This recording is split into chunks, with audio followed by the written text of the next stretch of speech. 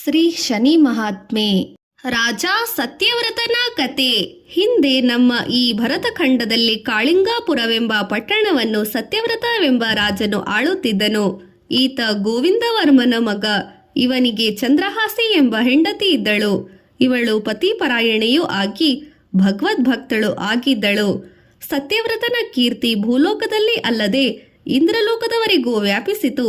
ರಾಜನು ಪ್ರಜಾನುರಾಗಿಯಾಗಿ ಎಲ್ಲ ಪ್ರಜೆಗಳನ್ನು ಮಕ್ಕಳಂತೆ ನೋಡಿಕೊಳ್ಳುತ್ತಿದ್ದನು. ಶ್ರೀಹರಿಯ ಪೂಜೆಯನ್ನು ನಿತ್ಯವೂ ಶ್ರದ್ಧಾಭಕ್ತಿಯಿಂದ ಮಾಡುತ್ತಾ ಸಜ್ಜನರಾಗುತ್ತಿದ್ದನು. ಒಮ್ಮೆ ದೇವಲೋಕದಲ್ಲಿ ಸಭೆ ಸೇರಿತು. ಅಲ್ಲಿ ನಾರದರಿಗೂ ವಸಿಷ್ಠರಿಗೂ ಚರ್ಚೆಯಾಗಿ ಭೂಲೋಕದಲ್ಲಿ ಸತ್ಯನಿಷ್ಠರಿರುವವರೇ ಎಂಬ ಪ್ರಶ್ನೆ ಎದ್ದಿತು. ಆಗ ಅಲ್ಲಿಯೇ ಇದ್ದ ಶ್ರೀ ಶನೀಶ್ವರನು, ಹಾಗೇನಾದರೂ ಸತ್ಯವರಿದ್ದರೆ ಅಂಥವರಿಗೆ ಸತ್ವಪರೀಕ್ಷೆಯಾಗಬೇಕು. ನಾನು ಆ ಕೆಲಸವನ್ನು ಮಾಡುತ್ತೇನೆ ಎಂದು ಪ್ರತಿಜ್ಞೆಗೈದನು. ಲೋಕದಲ್ಲಿ ಸಜ್ಜನರ ಸತ್ವಪರೀಕ್ಷೆ ಆಗುತ್ತಿರುತ್ತದೆ. ಇದರಿಂದ ಅವರು ಪುಟ್ಟವಿಟ್ಟ ಚಿನ್ನವಾಗುತ್ತಾರೆ, ಮತ್ತಷ್ಟು ಚಿನ್ನದಂತೆ ಹೊಳೆಯುತ್ತಾರೆ. ನಾರದರಿಂದ ಸತ್ಯವ್ರತನ ಸಂಗತಿ ಶನಿರಾಜನಿಗೆ ತಿಳಿಯಿತು. ಶನಿ ಪ್ರಭಾವದಿಂದ ಸತ್ಯವ್ರತನು ಒಮ್ಮೆ ತುಂಬಿದ ಸಭೆಯಲ್ಲಿ ಶನೀಶ್ವರನನ್ನು ಪರಿಹಾಸ್ಯ ಮಾಡಿ ಆತನ ಕೋಪಕ್ಕೆ ಪಾತ್ರನಾದನು. ಶನಿಶ್ಚರನ ಕೋಪಕ್ಕೀಡಾದವನಿಗೆ ಉಳಿಗಾಲವಿಲ್ಲ ಎಂಬುದನ್ನು ರಾಜನ ಗಮನಕ್ಕೆ ತರಲಾಯಿತು. ಇದರಿಂದ ರಾಜನಿಗೂ ಅವನ ಹೆಂಡತಿ ಚಂದ್ರಹಾಸೆಗೂ ಕಳವಳವಾಯಿತು. ಅಂತಃಪುರಕ್ಕೆ ಬಂದಾಗ ರಾಜನಿಗೆ ಚಂದ್ರಹಾಸೆಯು, ಸ್ವಾಮಿ, ಆದಾಗಿದು ಹೋಗಿದೆ, ಶ್ರೀಹರಿಯನ್ನು ಆರಾಧಿಸೋಣ, ಅವನಿಂದ ನಮಗೆ ಮಾರ್ಗದರ್ಶನ ದೊರೆಯುತ್ತದೆ ಎಂದಳು. ಸತ್ಯವ್ರತನು ತನ್ನ ಹೆಂಡತಿಯ ಮಾತಿನಂತೆ ಶುಚಿಭೃತನಾಗಿ ಪತ್ನಿಯೊಡನೆ ಕುಳಿತು ಶ್ರೀಹರಿಯನ್ನು ಪುಷ್ಪಗಳಿಂದಲೂ ಸಕಲ ವಿಧಿ ಅರ್ಚನೆಗಳಿಂದಲೂ ಆರಾಧಿಸುತ್ತಿದ್ದ. ಸತ್ಯವ್ರತನ ಭಕ್ತಿಗೆ ಮೆಚ್ಚಿ ಶ್ರೀಹರಿಯು ಪ್ರತ್ಯಕ್ಷನಾಗಿ, ಅಯ್ಯ ಸತ್ಯವ್ರತ, ನಿನ್ನ ಅಳಲು ಏನೆಂದು ಬಲ್ಲೆ. ಶನಿದೇವನು ಕೋಪಕ್ಕೀಡಾದವರು ಕಷ್ಟವನ್ನು ಅನುಭವಿಸಲೇಬೇಕಾಗುತ್ತದೆ. ನಾನು ಒಮ್ಮೆ ಅವನ ದೃಷ್ಟಿಗೆ ಪಾತ್ರನಾಗಿ ಪಾಡುಪಟ್ಟಿದ್ದೇನೆ. ನೀನು ಜಾಗ್ರತೆಯನ್ನು ವಹಿಸಬೇಕು. ನಿನ್ನ ರಾಜ್ಯವು ಶತ್ರುವಶವಾಗದ್ರೊಳಗೆ ಪತ್ನಿಯ ಸಮೇತ ಈ ಪಟ್ಟಣವನ್ನು ಬಿಟ್ಟು ಹೊರಟು ಪ್ರಾಣ ಕಾಪಾಡಿಕೋ. ಬಳಿಕ 7 ವರ್ಷಗಳ ಕಾಲ ಕಷ್ಟವನ್ನು ಅನುಭವಿಸು. ಆದರೆ ಎಂದೂ ಸತ್ಯವನ್ನು ಬಿಡಬೇಡ. ನಿನಗೆ ಮಂಗಳವಾಗಲಿ ಎಂದು ಹೇಳಿ ಅಂತರ್ಧಾನನಾದನು. ಧನ್ಯನಾದೆ ಸ್ವಾಮಿ ಎಂದು ಸತ್ಯವ್ರತನು ಕೂಡಲೇ ಹೆಂಡತಿಯೊಡನೆ ಅರಮನೆಗೆ ಹೋಗಿ ತನಗೆ ಬೇಕಾದ ವಸ್ತುಗಳನ್ನು ಗಂಟು ಕಟ್ಟಿದನು. ಹೀಗೆ ಕುದುರೆಲಾಯಕ್ಕೆ ಬಂದನು. ಚಂದ್ರಹಾಸೆ ಪೂರ್ಣ ಗರ್ಭಿಣಿಯಾಗಿದ್ದಳು. ಕುದುರೆಲಾಯದಲ್ಲಿ ಒಂದು ಅಪರೂಪದ ಕುದುರೆ ಕಾಣಿಸಿತು. ಅದು ಶನಿದೇವನ ಮಾಯೆಯಿಂದ ಸೃಷ್ಟಿಯಾಗಿದ್ದ ಕುದುರೆ. ಅದು ರಾಜನಿಗೆ ಹೇಗೆ ತಿಳಿಯಬೇಕು? ಸತ್ಯವ್ರತನು ಹೆಂಡತಿಯನ್ನು, ವಸ್ತುಗಳು, ಗಂಟನ್ನು ಕುದುರೆಯ ಮೇಲೆ ಕೂರಿಸಿ ತಾನು ಕುದುರೆ ಏರಿ ಪ್ರಯಾಣ ಹೊರಟನು. ಆ ಕುದುರೆಯು ಸತ್ಯವ್ರತನು ಕೂರುತ್ತಿದ್ದ ವೇಗದಲ್ಲಿ ಸಂಚರಿಸಿ ಅವರನ್ನು ದೂರದೇಶದ ಒಂದು ಕಾಡಿಗೆ ತಂದು ಬಿಟ್ಟಿತು. ಆಯಾಸಗೊಂಡಿದ್ದ ಸತ್ಯವ್ರತನು ಕುದುರೆಯನ್ನು ಕಟ್ಟಿಹಾಕಿದನು. ಬಳಿಕ ದಂಪತಿಗಳಿಬ್ಬರು ಒಂದು ಮರದಡಿಯಲ್ಲಿ ಮಲಗಿ ಬೆಳಗಿನವರೆಗೂ ನಿದ್ರಿಸಿದರು. ಬೆಳಗಾದಾಗ ಕುದುರೆ ಹಾಗೂ ರಾಜನು ತಂದಿದ್ದ ವಸ್ತುಗಳೆಲ್ಲ ಮಾಯವಾದುದು ಗೋಚರವಾಯಿತು. ರಾಜನು, ಅಯ್ಯೋ, ಇದೆಂಥ ಪರೀಕ್ಷೆಯಾಯಿತು, ನಾವು ಇನ್ನೂ ಜೀವಿಸಿರುವುದು ಹೇಗೆ ಎನ್ನುತ್ತಾ ಕುದುರೆಯನ್ನು ಹುಡುಕುತ್ತಾ ಬಂದನು. ರಾತ್ರಿಯವರೆಗೂ ಬರೀ ಹುಡುಕುವ ಕೆಲಸವಾಯಿತು. ರಾಜನಿಗೆ ಕುದುರೆ ಮಾತ್ರ ಸಿಗಲಿಲ್ಲ. ಬಹಳ ಸುಸ್ತಾಗಿದ್ದರಿಂದ ಆಲದ ಮರದ ಕೆಳಗೆ ಇಬ್ಬರು ಮಲಗಿದ್ದರು. ಇಬ್ಬರು ಹಸಿವಿನಿಂದ ಕಂಗೆಟ್ಟಿದ್ದರು.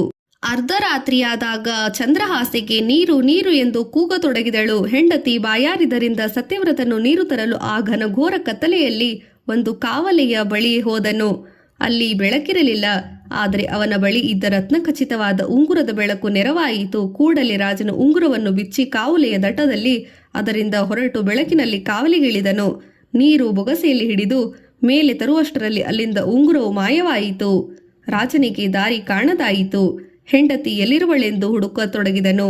ಆ ಸಮಯದಲ್ಲಿ ಚಂದ್ರಹಾಸೆ ತನ್ನ ಬಳಿಗೆ ಬಂದ ಒಂದು ಹುಲಿಯನ್ನು ಕಂಡು ಗಾಬರಿಗೊಂಡು ಎದ್ದು ಓಡುತ್ತಾ ಒಂದು ತಾಳೆ ಮರದ ಸಮೀಪಕ್ಕೆ ಹುಲಿಗೆ ಕಾಣಿಸಿಕೊಳ್ಳದಂತೆ ಮರೆಯಾದಳು.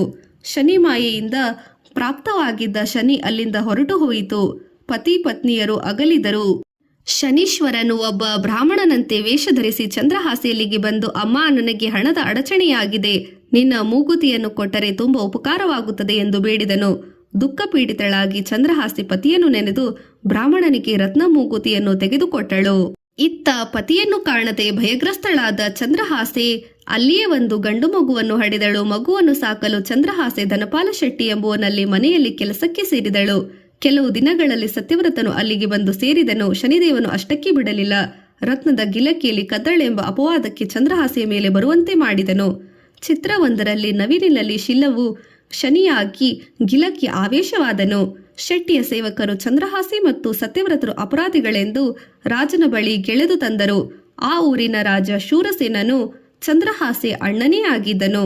ಆಗ ಶನಿಯು ಯತಿಯಂತೆ ಕಾಣಿಸಿಕೊಂಡು ರಾಜನಲ್ಲಿಗೆ ಬಂದು ರಾಜನು ಯತಿಯನ್ನು ಸತ್ಕರಿಸಿ, ಸ್ವಾಮಿ, ನಿಮ್ಮ ಪಾದಧೂಳಿನಿಂದ ಅರಮನೆಯು ಪವಿತ್ರವಾಯಿತು, ದಯಮಾಡಿ ನನ್ನಿಂದೇನಾಗಬೇಕೆಂದು ತಿಳಿಸುವಿರಾ ಎಂದು ಕೇಳಿದನು. ಅದಕ್ಕೆ ಯತಿಯು, ಮಹಾರಾಜ, ನಿನ್ನ ಸಿಂಹಾಸನದಲ್ಲಿ ಒಂದು ಗಳಿಗೆ ನಾನು ಕುಳಿತುಕೊಳ್ಳಬೇಕು ಎಂದನು.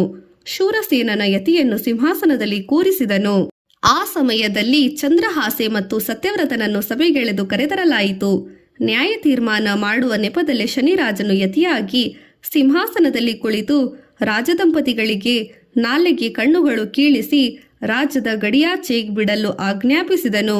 ಶೂರಸೇನನನ್ನು ಅದರಂತೆ ನಡೆದುಕೊಂಡನು. ರಾಜ್ಯದ ಗಡಿಯಾಚೆ ಇದ್ದ ರಾಜದಂಪತಿಗಳು ಬಹು ಯಾತನೆ ಪಡುತ್ತಾ ಇರಲು ಧರ್ಮದೇವತೆಯು ಗೊತ್ತಿಲ್ಲದಂತೆ ಅಲ್ಲಿಗೆ ಬಂದು ಅವರಿಗೆ ಔಷಧವನ್ನಿತ್ತು ಗುಣಪಡಿಸಿದಳು. ಬಳಿಕ ಅದೃಶ್ಯಳಾದಳು.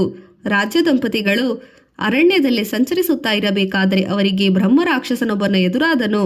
ಅವನು ಒಬ್ಬ ಯಕ್ಷಮುನಿಯ ಶಾಪದಿಂದ ಹಾಗಾಗಿದ್ದನು. ಸತ್ಯವ್ರತನು ಅವನೊಡನೆ ಸೆಣಸಿ ಸ್ಪರ್ಶಿಸಿದಾಗ ಅವನು ಶಾಪ ವಿಮುಕ್ತನಾಗಿ ಸುಂದರ ರೂಪ ಧರಿಸಿ ತನ್ನ ಲೋಕಕ್ಕೆ ಪ್ರಯಾಣ ಬೆಳೆಸಿದನು. ರಾಜದಂಪತಿಗಳು ಅನ್ಯ ಮಾರ್ಗ ಕಾಣದೆ ಶಿರಪುರವೆಂಬ ಗ್ರಾಮವನ್ನು ತಲುಪಿ ಅಲ್ಲಿ ಒಬ್ಬ ಗೃಹಸ್ಥನ ಮನೆಯಲ್ಲಿ ಉಳಿದುಕೊಂಡರು. ಆ ಗೃಹಸ್ಥನು ತುಂಬಾ ಉದರಿಯಾಗಿದ್ದನು. ಸತ್ಯವ್ರತನು ಅಲ್ಲಿ ಶನಿದೇವನನ್ನು ನಿತ್ಯವೂ ಶ್ರದ್ಧಾಭಕ್ತಿಯಿಂದ ಪೂಜಿಸಿ ಶನಿದೇವರ ಕೃಪೆಗೆ ಪಾತ್ರನಾದನು. ಶನಿರಾಜನ ಅನುಗ್ರಹದಿಂದ ಸತ್ಯವ್ರತ ಮತ್ತು ಚಂದ್ರಹಾಸೆ ಮೊದಲಿನಂತೆ ಸುರದ್ರೂಪಿಯಾದರು. ಅಗಲಿದ್ದ ಮಗನು ಅವರಿಗೆ ಸಿಕ್ಕು ಎಲ್ಲರೂ ಹರ್ಷಿಸಿದರು. ಅವನ ರಾಜ್ಯ ಕಸಿದುಕೊಂಡ ಶತ್ರುಗಳು ಅವನಿಗೆ ಶರಣಾಗಿ ರಾಜ್ಯವನ್ನು ಮರಳಿಸಿದರು. ಕಳೆದು ಹೋಗಿದ್ದ ವಸ್ತುಗಳು ಸಿಕ್ಕಿದ್ದವು. ಎಷ್ಟೇ ಕಷ್ಟ ಬಂದರೂ ಸತ್ಯವ್ರತನು ಧೃತಿಗೆಡದೆ ಹರಿಧ್ಯಾನ ನಿರತನಾಗಿ ಶನಿಯನ್ನು ಭಜಿಸಿ ಧನ್ಯತೆ ಪಡೆದನು. ಇತ್ತ ನಾರದರು ಮತ್ತು ವಸಿಷ್ಠರು ಪಂಥದಲ್ಲಿ ಬ್ರಹ್ಮರ್ಷಿ ನಾರದರ ಮಾತು ನಿಜವಾಯಿತು. ಶನಿಯು ಪ್ರತ್ಯಕ್ಷನಾಗಿ ಸತ್ಯವ್ರತನನ್ನು ಆಶೀರ್ವದಿಸಿ ಸತ್ಯವ್ರತನು ಶನಿದೇವನಿಗೆ ಸಾಷ್ಟಾಂಗವಾಗಿ ಎರಗಿದನು. ರಾಜ ಸತ್ಯವ್ರತನು ಕಾಳಿಂಗಪುರಕ್ಕೆ ಹಿಂತಿರುಗಿ ತನ್ನ ರಾಜ್ಯವನ್ನು ಮರಳಿ ಪಡೆದು ಪ್ರಜಾನುರಾಗಿಯಾಗಿ ರಾಜ್ಯಭಾರ ಮಾಡಿಕೊಂಡುದನು. ಒಂದು ದಿನವು ಶನಿರಾಜನ ಪೂಜೆಯನ್ನು ತಪ್ಪಿಸದೆ ಅವನು ಯಾವತ್ತೂ ಕೃಪೆಗೆ ಪಾತ್ರನಾಗಿ ಆಶ್ರಿತರಾಗಿ ಕಲ್ಪವೃಕ್ಷ ಕಾಮಧೇನುವಾದನು.